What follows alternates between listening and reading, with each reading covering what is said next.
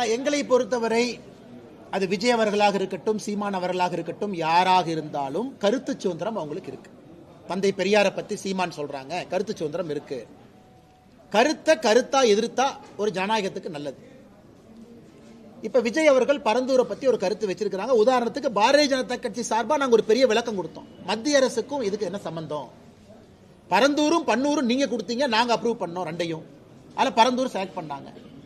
அதுக்கு முன்னாடி பரந்தூரும் மாமந்தூர் அனுப்பிச்சாங்க அதிமுக ஆட்சியில். திமுக வந்த பிறகு மாமந்தூர் தூக்கிட்டு அவங்க 2 புது ஊரை போட்டாங்க.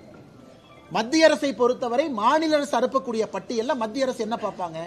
பக்கத்துல விமான நிலையம் இருக்கா, இங்கே சுற்றுச்சூழல் பிரச்சனை இருக்கா, 2-3 விஷயத்தை பார்த்து அனுமதி கொடுப்பாங்க. ஆனால் இன்னைக்கு சென்னைக்கு விமான நிலையம் வேண்டுமா? கட்டாயமா வேண்டும். அதுல எந்த மாற்று கருத்து இல்லை. ஏன்னா இந்தியாவில் ஒரு பெரிய நகரத்தில் சிறிய விமான நிலையம் Chennai. Delhi 5000 acre, Hyderabad 5000 acre, Bangalore 4000 acre. கோயம்புத்தூர்காரங்க ரொம்ப கோபமா இருக்கிறீங்க, அண்ணா எங்களுக்கு 300 ஏக்கர் கூட இல்லை, அங்க நீங்க 2000 ஏக்கரை பத்தி பேசுறீங்க. சென்னை வெறும் 1000 ஏக்கர். ஆனால் இன்னைக்கு விஜய் அவர்கள் போய் சில விஷயத்தை பார்த்துருக்கிறாங்க, நீர்நிலைகளை பத்தி சொல்லியிருக்கிறாங்க. இதை சரி செய்வதற்கு மாநில அரசு முயற்சிக்கணும். அது விஜய் அவர்களாக யாரு வேண்டுமானாலும் சொல்லட்டும். மத்திய அரசா நாங்க என்ன கேட்கிறோம்? ஒரு ப்ரொபோசலை கொடுங்க, செஞ்சு காட்டுறோம். இதான் எங்களுடைய ஸ்டாண்ட். அதனால விஜய் அவர்கள் சொல்லி இருக்கக்கூடிய கருத்துல நியாயம் இருக்கு. அதை மாநில அரசு சரி செய்ய முடியும்னா சரி பண்ணுங்க. அரசியல் கட்சிகள்ல வேலை தானே.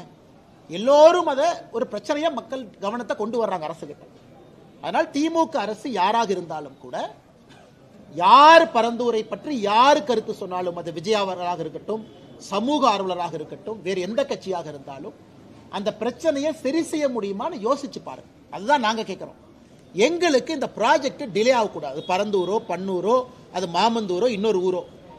ஏன்னா இன்னைக்கு பரந்தூர் விமான நிலையத்தை ஆரம்பிச்சா அது செயல்பாட்டுக்கு வருவதற்கு 10 ஆண்டுகள் ஆகும். 10 ஆண்டுகள், 10 வருஷம் வேணும் கட்டி முடிச்சு வெளியே கொண்டு வரக்கு. அதனால் நீங்க இன்னும் 1 வருஷம் 2 வருஷம் 3 வருஷம் டிலே பண்ணீங்கன்னா இது கோயம்புத்தூர் ஏர்போர்ட் கதை மாதிரி ஆயிடும். கோயம்புத்தூர் ஏர்போர்ட் எப்போ வந்திருக்கணும்? கோயம்புத்தூர் மக்களுக்கு இந்த வழி தெரியும். இன்னும் லேண்டு கொடுப்பாங்களான்னு. இப்போ மேடம் அவங்க கேட்டாங்க, கொடுத்தேன் கொடுக்கலன்னு சொல்றாங்க. அந்த வடிவேலு காமெடி மாதிரி வந்துச்சு வரலிங்கிறாங்க, பதில் சொல்லுங்க. அதற்கெல்லாம் வழி கொடுக்காம வேகமாக இதை செய்து முடிக்க வேண்டும் என்பதுதான் எங்களுடைய கோரிக்கை.